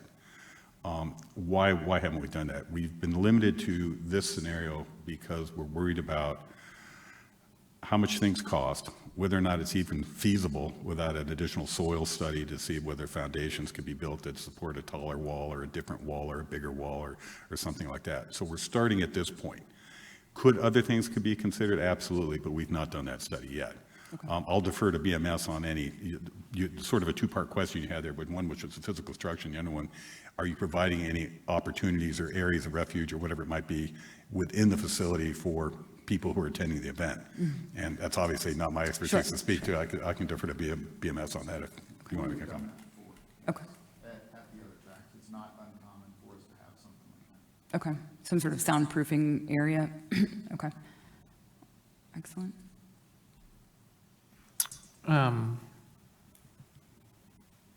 I guess looking at that final map, Mr. Wrightson, which is NASCAR cars with future construction and sound wall compared to PLM cars with existing grandstands. I guess first question, and it applies to all the maps. As we look at the new proposed grandstand structure, this is something you and I talked about last time. There's the new grandstands that are going to be built on top of the old grandstands, and then there's the turn one bleachers, and there was that space we talked about in the renderings. All of these maps sort of presume some sort of sound wall there, but the renderings we saw, and as you sort of conceded, there was kind of a gap, and so has that changed in the planning? Is it your understanding now that that piece there will have a sound wall that will? We're assuming that comes up to it. My understanding is the architectural design has not progressed enough. So okay. What happens is we have pulled, as you see on the diagram, when you look at the green line at the bottom there, it pulls it all the way around to the grandstand.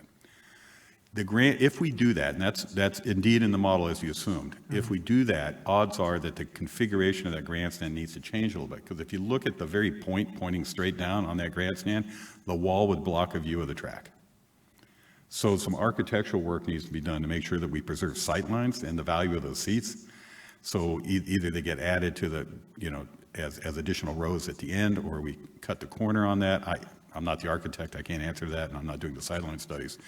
But it's something we've recommended and we've recognized is the potential architectural design issue that needs to be resolved and what happened with that to make it work. Okay. I mean, one of the things that you want to do, I assume for BMS's financial model is you'd want to keep the capacity they've done all their calculations on. So it means shifting around seats and the configuration of grandstand a little bit in order to allow that sound walk up all the way to it. Yeah, because I think the concern would be one of the structures directly behind that obviously is a residential structure that's going to have apartments and workforce housing. And so just confirming what seems pretty apparent, if there is a gap there that doesn't have a sound wall or has a lowered sound wall, that certainly will affect sound travel through that space, correct? A fundamental assumption that we all have to make, and this is true of highway barriers at airports, any place they exist, is that we want to have as few gaps in them as possible. Do you have available mapping that zooms out a little bit more? Say zoom this level out so it captures impact on that next level of neighborhoods and areas, a mile further out from this? I don't have that with me. Okay. We can expand the reach of that and do the model. So one of the things that happens is, and as was correctly pointed out earlier this morning, one of the ways this sound wall works is that sound is traveling farther over the top of the wall than through the wall. And so we need to make sure the wall is good enough that that's indeed the case. You can't make the wall out of tissue paper. It has to be out of something substantial, so the sound has to go around it rather than through it. Because distance is our friend when it comes to reduction in sound levels, so like almost all energy issues that we talk about, whether it be light or sound or anything else, it diminishes over distance. And so what we have is a point where, yes, the wall is more effective close in. As we get farther away, however, the sound is reducing in level, wall or no wall. So we get to that point where the crossover, where the wall isn't doing effective, this may be several thousand feet away depending on the terrain. that sound then reduces. So what you're going to see, having done these studies many, many times, is that these sound levels will reduce as we go over distance. The level of reduction will change based on what the built environment is like, what the natural elevation of the land is, and things like that, but it will change over distance.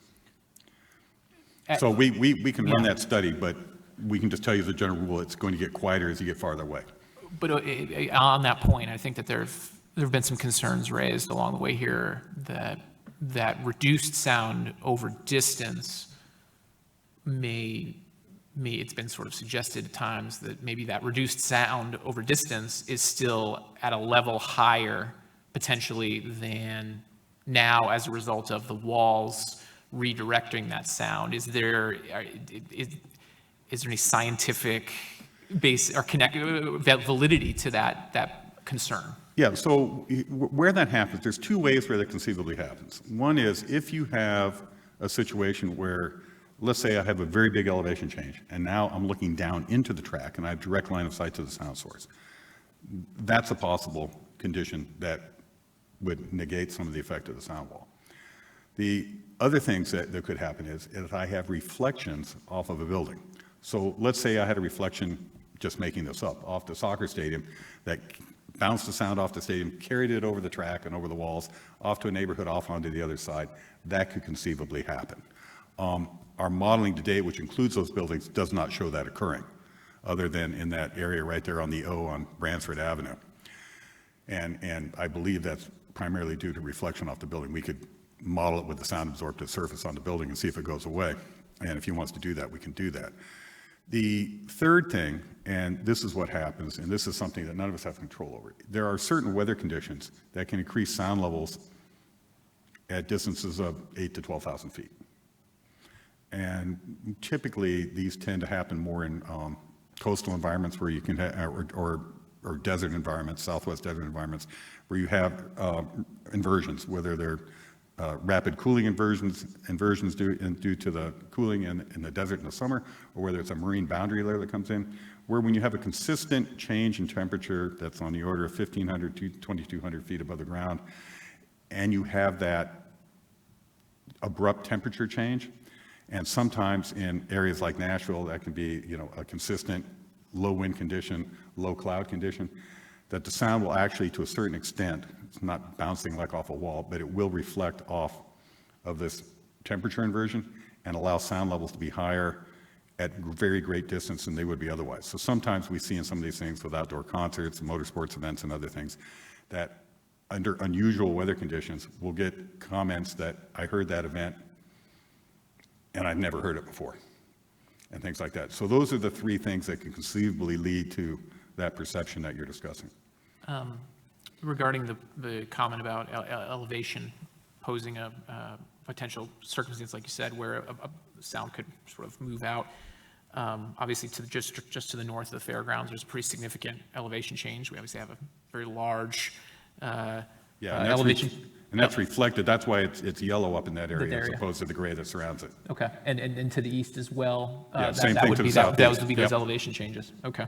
Well, great. I would love to see kind of further zoomed out, broader maps. One final question, which is your presentation last month in the administrative items. I think you were a little more specific. They said 10 p.m. curfews and limiting weeknights. I think those were two very specific items, correct?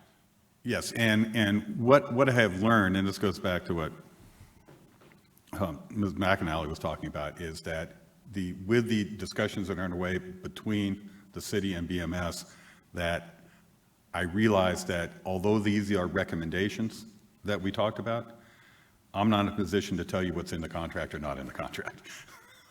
I have no knowledge of that.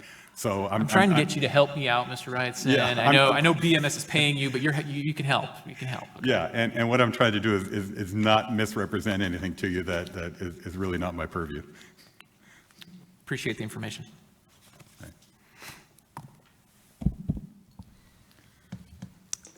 Thank you for this study and all the information, Mr. Wrightson. It's really helpful.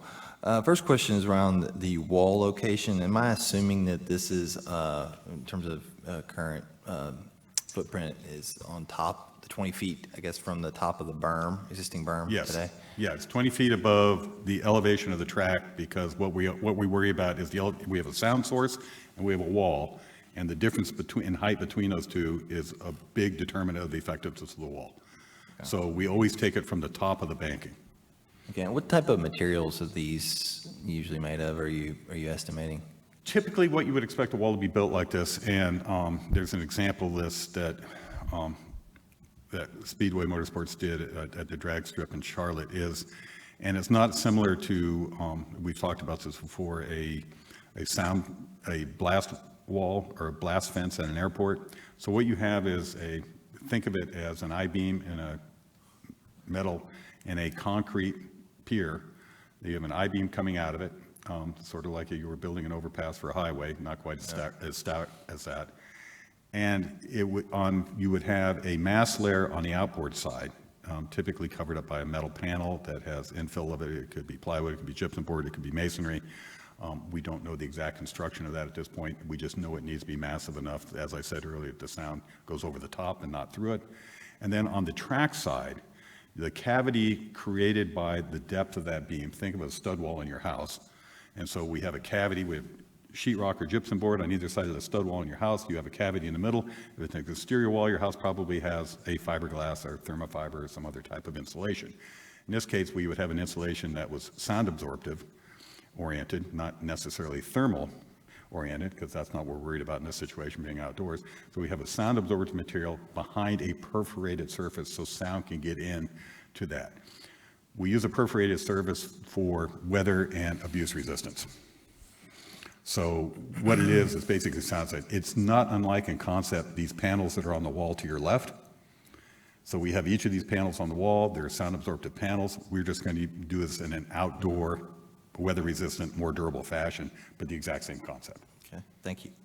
In terms of how the sound will affect inside the stadium after having or the racetrack after having the walls, I mean, I see the red, on the non-grandstand portion, but I mean, I'm assuming it's going to be much greater in the grandstands as well. How is that not shown on here? And what's your take on that in terms of how the fans will be impacted? So when you have a louder vehicle, a noisier vehicle, a higher sound level vehicle, it's going to be noisier inside the facility than with a quieter vehicle. No doubts about it. So if you're on the track, in the pit row, in the stands, it is likely to be noisier, and this is what these charts show, than it would be with a quieter race. So when it says more than 5, what is more than 5? It's more than 10. Is it 20? I guess that's what I'm. Well, we have the curious limit, about. so it's more. I can add the bracket to that. Okay. I can add more to the bracket, but if we go back to really to answer your question, if I go back to this chart here, and I look at the Pro Late model regulations versus the single car on the straightaway for NASCAR, that's the kind of difference you're talking about. Okay. In the very last column in the second, third numeric lines. Okay, gotcha. You would happen to know the average dB in the grandstands of Bristol, would you? Or Jerry, you may. There is some data on that. There was the 2 NIOSH studies, which both included Bristol in it, and they do have those levels. Those were concerned mostly with occupational noise exposure for workers and drivers and pit crew and things like that. So they don't give good data on, they have some data in the stands, they don't tell you how far away it is. Yeah. But it's, if I remember correctly, and don't hold me to this, it was something on the order of 104 to 109 dBA weighted in the stands. This may be a question for Jerry too, but is ear protection, I'm sure they're mandated for crew and staff and workers, but what about participants? I mean, I've been to Bristol before and I know how loud it is, so I'm just curious, Yeah, for people that come, I mean, is it mandated you wear noise protection? Spectators or participants? Yeah, spectators, yeah. Spectators is optional. I mean, it's highly recommended, but, and we even provide it for free if they need it. Okay. But, yeah. Thanks.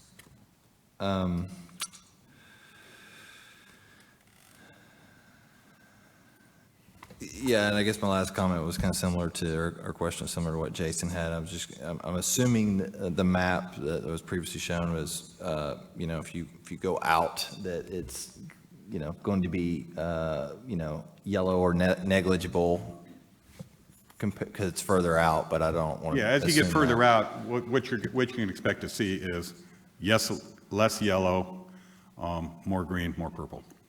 Okay, great, thank you. Mr. Wrightson, you, one more thing, and I may have misheard you when you were talking about the last slide. Did you say that that last map considers NASCAR cars without mufflers? That is correct. Okay, so why is that? Because that is the current technical specification for the series. I'll defer to BMS on NASCAR technical things, but that's my understanding. That's the technical specification for the series. Is that correct? Okay, so just making sure, confirm that. I think that's an important fact for the community to understand, is that there are no mufflers on NASCAR cars. Okay. Yeah, and once again, it was calibrated with at a NASCAR race just a few weeks ago, just to make sure our data was up to date and as accurate as it could be. Okay. Jerry, did you want to add anything? Okay. Oh, yeah, sorry, Caleb. I had a question for Jerry. Thank you, Mr. Wrightson. I was just curious because I've seen in the news this week about the race and going on in Lebanon, the new, I guess, the revamped NASCAR race that's going on out there, and I'm just kind of curious how that has a relationship to the race you're proposing.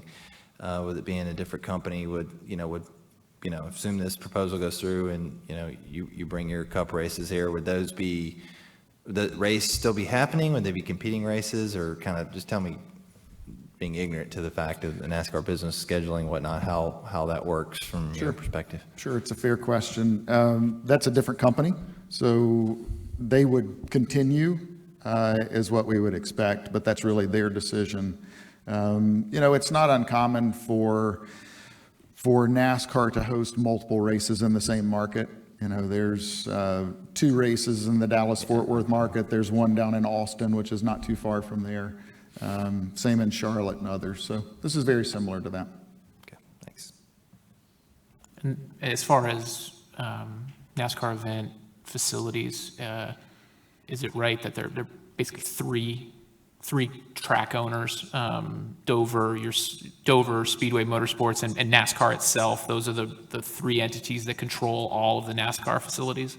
There are 2 others that own as well, so there are more than that. The other 2 others, how many did those 2 own? Indianapolis Motor Speedway is not owned by one of those entities, and then Pocono Raceway is not owned by one of those entities. So each of those is just an independent one track entity? Okay, thank you so much. Thank you, Mr. Wrightson, and thank you, Jerry. We will move on now to, did you have anything else? Are we moving on from BMS? Yes. Yeah, I just did have a question, and it's about information and how the board gets information. I know there's still a lot to be figured out, but I continue to struggle to get clear answers. And I don't know if I'm alone in that, but I'd sent a list of questions about some details about, for example, Bristol's corporate event planning and what underlies that, things like that. I finally received responses late last night that all avoided answering the questions and just sort of said, per instructions, we're talking with the Fair Board chair. That's very different than how soccer went. When we had the soccer proposal, the mayor's office was here every meeting. Mr. Ryman was here to answer questions. And Ms. Cavara was available at a moment's notice to answer questions and provide information for many of the same kinds of questions I asked of soccer, and it was always readily available. And right now, it seems to be Bristol's folks don't really want to provide answers, and they sort of say, well, we're under instructions from the mayor's office. And that's challenging because the community has a million questions, and I'm trying to get down to the details of some of these categories of financials and assumptions, which seem very uncertain. And So I guess I would ask Chairwoman McElwain, will you sort of ask Bristol to just provide information when we ask? I mean, how do we get through this? I think Fair Board members should be able to get information. I'm not trying to negotiate the contracts, which is your purview right now, but it seems like Fair Board members should be able to get simple answers. The mayor's office, I can't get them to respond to an email. I can't get Bristol to give information about details. How can we do better? I'm happy to have those conversations and look at the flow of information. I'm not getting information too, just so you know. And I think it's fair to ask a representative from the mayor's office to be here too, moving forward. I'm glad you brought that up. And the other group I'd like to throw out, because I've been talking about it for several meetings, is the Convention or Visitors Bureau. If they're supposedly providing $1 million a year in advance, I remain very concerned about what they think those events are going to be. So yes, and we've had conversations with Butch to try to find out more information. There isn't a lot of information, and I know that I know that's not satisfying. It's not satisfying to me either. But part of it is that finance has not had a chance to look at any of this. So the information that BMS and Butch, all of those entities are going to have to provide will have to be provided to them. So hopefully we'll receive that information when that goes to them, because they'll, Mrs. Bosch in finance and Mr. Crumbo are going to be looking at those details. So I'm assuming, collating all of their information to present to finance, and we will see it when it goes there. And that is, I mean, Ms. Bosch and Mr. Crumbo are the ones that really need to dig in on that, so that we can begin to dig in on the part that impacts us. Thanks. Anything else? Oh, sure. Yeah, just to kind of refresh my memory and maybe loose, but just assume, the world and the stars and moon align, and we get the financial information we want, and you guys all come to agreements in the next 30 days. What does our meetings look like? Do we have, is it held at our normal Fair Board meeting? Do we have special meetings? Is there more public hearings on it? There will be more public hearings. There is no plan at the moment because there's no information. But I think like what we did last time, if we have the next Fair Board meeting and it's just a regular Fair Board meeting, then maybe we'll be able to present a timeline potentially by then. But irregardless of that, it will be sent to you all beforehand for comments, concerns. I think Laura can distribute that without a vote to get feedback on that, so that we won't move forward without input from everyone on that timeline. Great, thanks. And we're also in conversations with Councilman Cash about the next public input potentially being a joint venture with City Council, so that when we're looking at anything substantive to do with this deal, that it's with City Council, similarly to what we did with soccer. Any other questions? Okay, then we will move on to Fairgrounds Improvement Project Update. Ron? Thank you, Madam Chair and Commissioners. I am substituting for Ed Henley. I'm a poor substitute for Ed. Just 1 second. Just a quick question. I have to excuse myself for just a moment. I just wanted to make sure that Mr. Gobble can continue with his presentation even if we don't have a quorum. Oh, yes, I think he can present, right? Yeah, that's fine, as long as you're not soliciting a vote as a result of this. Thanks. So thank you very much. Ed, as always, has provided, I think, of his dashboard in the packet. And it's okay. I'm going to get you out of the way here real quick, sorry. All right. I'll bring up the next one. Okay. I think Ed has, there's not been a lot of activity on the Fairgrounds projects. We've gotten a credit back from Skanska as we close out their projects. And we bought some FF&E work that's gone on. So those things have gone kind of, we're in that kind of a dormant stage right now, which is beginning to pick up a little bit. The multi-purpose building is now gearing up. You will see that that work coming in, and you'll be seeing invoices related to that or activity related to that. And then Fair Park, phase 2 of Fair Park has been funded and is getting ready to start up. Yes, Commissioner? The multi-purpose booth, that's what we're calling the garage, basically? Yeah, it's going to be serving a lot of functions, but it's for staff, and it's garage, maintenance, et cetera, those kind of things. And that's located in the old volunteer village, correct? Or where was it? The corral. The corral. Behind Right. where Volunteer Village was. Okay. So it's right there where the infrastructure work is going on, as well as near the stadium. So it's gearing up. We're coordinating that. We got very good prices on that. I think we've pointed this out in the past. But the permits are in place, and we're beginning to start earthwork and those kind of activities. So that's moving along. On the expo buildings themselves, as they're being vacated from their current uses, as you recall, last summer was the warranty period, but we were not able to access those facilities. So we're starting to begin to finalize some final warranty items on the expo building. The infrastructure project is up and running and going full speed. It's fully permitted. Again, everything is trying to be, the goal is to have these essentially complete at the same time the soccer stadium is completed, so that's about a year out. And then, as I mentioned, phase 2 of Fair Park, which is technically a parks project, but it's integral to the overall campus functions. So we're hoping to get that ramped up and get it completed again about that time. So that's a short version. Does anybody have any questions?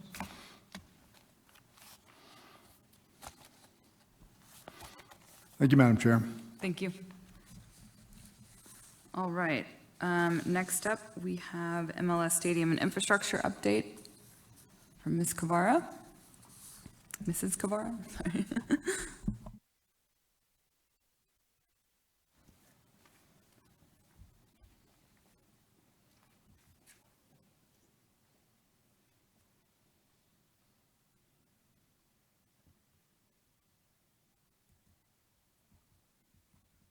Frozen.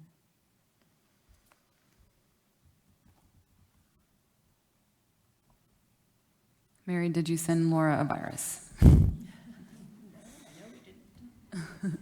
Well, unfortunately, oh, here we go. Look at that. There you go, Mary. Great. Good morning, Madam Chair and Commissioners, and we'll give a brief update on soccer. So as you can see from this view, we're almost 1 year into the construction phase, and the stadium continues to move ahead as scheduled and with a really strong safety record. This is looking from the south end of the stadium. You can see the progress made on the canopy on the south end, as well as kind of the back of the house area, which shows substantial progress. And the premium area is to the west or the left of this slide. On the next slide here, you can see the orientation from the north side or looking from downtown. The lower bowl and concourses are almost complete. It also shows the width of the concourses, which will work well with our seating capacity. And the last slide I have here, these shots are taken from inside the bowl, showing the additional steel work. As we look ahead, the canopy work is expected to wrap up in September, and after that, they'll be prepping, kind of clearing the field and beginning to prep for installing the natural grass turf in November. The project remains on schedule and on budget, and so this concludes the MLS update. I'd be pleased to take any questions. I had a chance to attend my first game since they moved to, I guess it's been MLS, but also moved to the Titan Stadium, and it was the Austin game, and it was rocking, and we won, and I was super impressed by just the crowd, the feel, and so your team operations did a great job. So I was really, really excited to see it in person and kind of envision what it'll look like. It's good to hear everything's on budget and on time.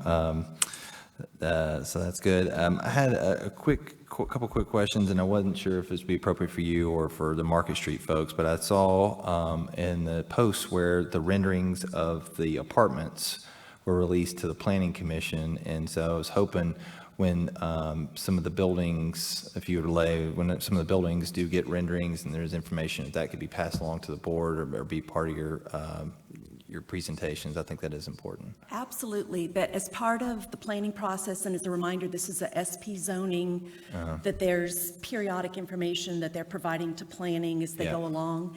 And as soon as we have the final planning, we'll be happy to come back and share the renderings with the board, and we'll make sure that Dirk can. Yeah, I just think it's been nice as as things start to develop, so we're kind of aware of what things are going to be looking like. And I guess kind of related to that, it got me thinking about stuff going on here in the sound study and seeing how the buildings are coming along. Just kind of how the team and the Market Street folks are thinking about the potential sound impacts for building materials and things of that nature. And if y'all have taken any, what kind of thoughts and, studies of your own have you maybe looked at in terms of those regards and how it's going to impact your building? Sure, I'll be happy to respond, and again, kind of from a non-technical standpoint. But as some of you guys remember, when we first started the stadium process, many of the neighbors asked us, what's soccer noise going to be like? What's going on there? And as you pointed out, it's very important to the mixed-use construction as well. And so we've engaged our own sound consultants. And just to clarify a comment that was made earlier, Mr. Wrightson's firm only serves as our audiovisual consultants for the stadium. That mixed use has engaged another firm. And so from a soccer match standpoint, and again, remember there's a canopy that covers the majority of the stadium, that the average noise during the soccer match is similar to kind of ambient or background noise. And then there's probably brief bursts, maybe 15 to 30 seconds when the team scores a goal, and hopefully that happens a lot. But that maximum sound, which I understand is still less than what racing would be. And so Mixed Use has performed this work, and they'd be happy to share the results of their sound study with you guys. But they do need to take the mitigation into account as they construct the buildings between the stadium and the racetrack. Thank you. Hey, Ms. Cavara, on that note, I think, at least I would love to get Mr. Melton here next meeting to talk about it. I want to ensure that Market Street is getting good information out of Bristol in their proposal, since Bristol is trying to join the Fairgrounds as a stakeholder, and I want to make sure that there's a good flow of communication to Market Street about the impact on those residential units, and of course the workforce housing that is included within that. I want to make sure that we feel good that that component, which we know is coming, that housing is a desirable housing option, and so I just want to make sure that Market Street is getting the transparency they need. And I don't want to put you on the spot today because you're not Market Street, but if we could talk to Mr. Melton soon, that'd be great. Yeah, I believe we've got a meeting scheduled later this week, another update meeting, and so it's something that we believe is important. So thank you. Any other questions? Thanks. Thank you. We will move on now to divisional fair update. I don't have a lengthy update, but I do think it's important to keep this as a standing agenda item since it is going to be quite the undertaking moving forward. I'll remind you that we do have a position that we submitted in the budget. I do anticipate that to be approved. Now that Councilman Young's here, you can make sure that that is approved in the budget. That's very important. Since our last meeting, we have had a lot of discussions surrounding a potential nonprofit affiliation with a fair. Nonprofits and affiliations with fairs are really critical. It provides a support and advocacy arm. It also provides a mechanism by which we can receive sponsorships, donations, and grants through a nonprofit that may not be available to Metro directly. So we've done some, basic research on what other partnerships that exist similar to this model within Metro, and there are things like greenways and how that is formed within Metro and how that relates to the Greenways Commission. And certainly Metro Parks has relationships with friends groups that are somewhat similar to what we're considering. I will tell you that I'm really encouraged. We had a very exciting conversations with Council Member Kathleen Murphy. She is a huge supporter of the fair and has offered her assistance and support as we move forward in planning. And she is kind of spearheading from her perspective further discussions on this concept of forming a nonprofit support group. We've also been talking about steps that we can take moving forward to start creating an energy and an awareness around a 2022 divisional fair. As we continue to make that our own moving forward and kind of transitioning from the traditional state fair that has been on our property to our own. And some of the concepts that we have been discussing is involving the community in helping to establish a mission and vision for the fair. We do have some guidance in charter, which explains a little bit about what the original intent of the fair was. And so we want to honor that and then further expand that. Many of you have provided input as far as looking at relationships maybe with public schools, looking at STEM opportunities and how we can leverage our partnerships with soccer, with the Speedway, and how we can incorporate some of those concepts and STEM concepts into our fair. You know, thinking about how to engage the community in those discussions, and also potentially a naming contest might be kind of fun as well to involve, you know, get an exciting new identity for our fair. So stay tuned. We're going to hit the ground. Well, we already kind of have, but we're going to really hit it when we can fill the position of our new fair manager.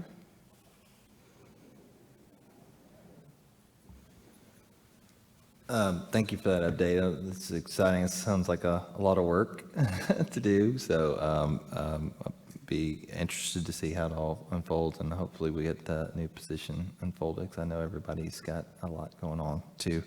And I saw Scott here. I didn't know if he had anything he wanted to say. I know congratulate him on getting some state funding. I was happy the fair got finally some significant state funding, both one time and recurring. Very disappointed we were never able to get that after years of lobbying the state legislature for that.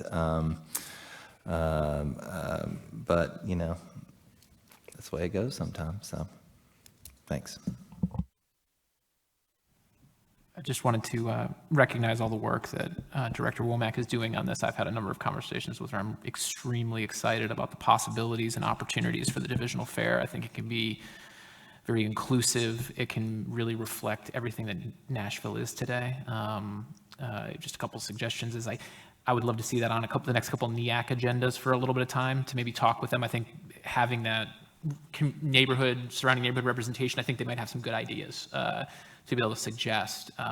Maybe the folks that Stand Up could talk to about, could be another group that might have some input on how the fair could really reflect Nashville as a whole in the future. It's extremely exciting. I'm really excited about it. Yes, I echo all those comments as well. Thank you, Laura, for all your hard work there. You have a very supportive board.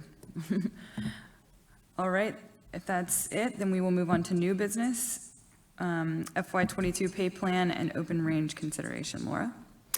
Yes, so this is an update for you, and I will ask that you consider one item just to let you know from a budget standpoint. Metro has included a 2% COLA, cost of living, for all employees. We are not civil service. I will remind you of that. We're a little bit different. However, we do work really hard to stay within the, and honor the increases that Metro did, and those have been worked into our budget submission for FY22. So all of our employees will be receiving a 2% cost of living. That said, there is also increments and open range considerations, and these are merit-based. We do, annual performance appraisals and such. But in regards to this agenda, for my own, little bit awkward, but for my own open range increase, the board does need to authorize any increases to my pay. So it's for your consideration, an up to 3% open range increase has to be voted on by the board for me. Any questions or comments?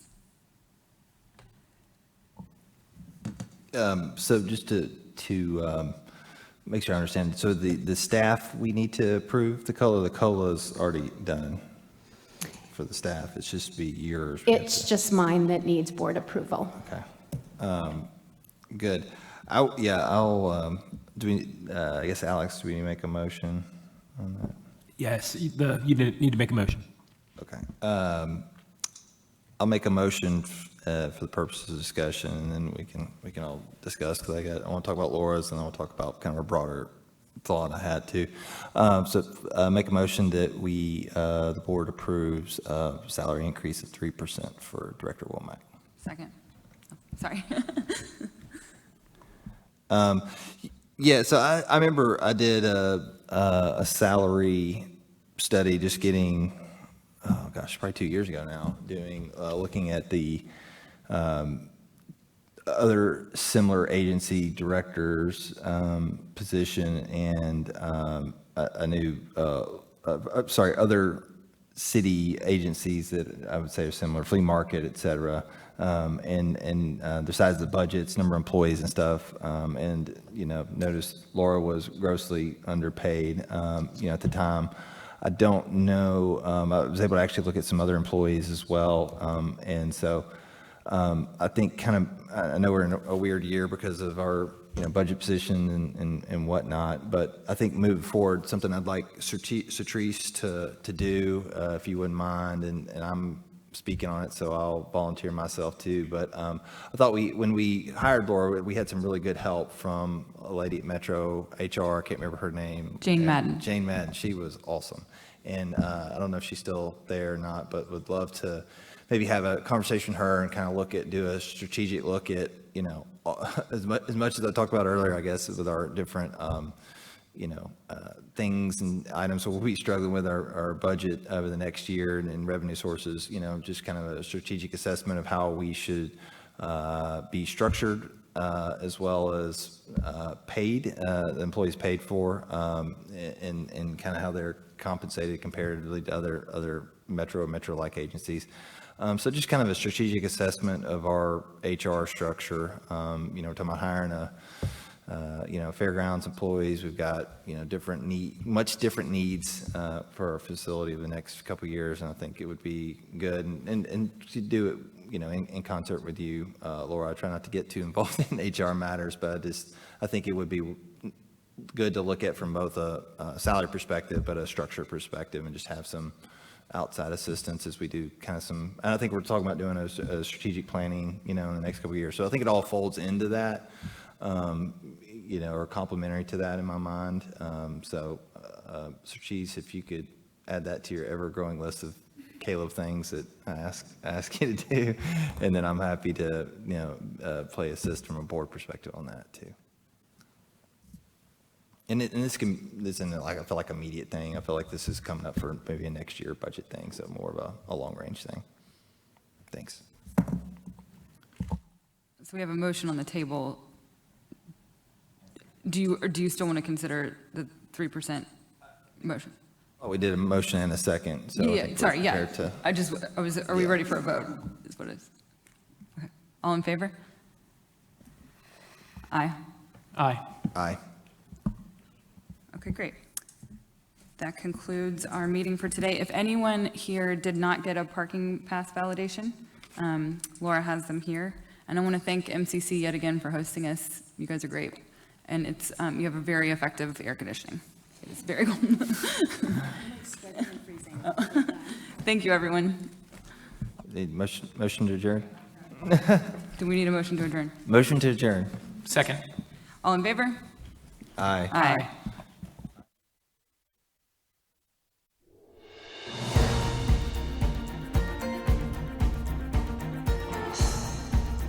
This has been a service of the Metro Nashville Network. If you would like to see this presentation again, or for more information about this and other programs, visit nashville.gov.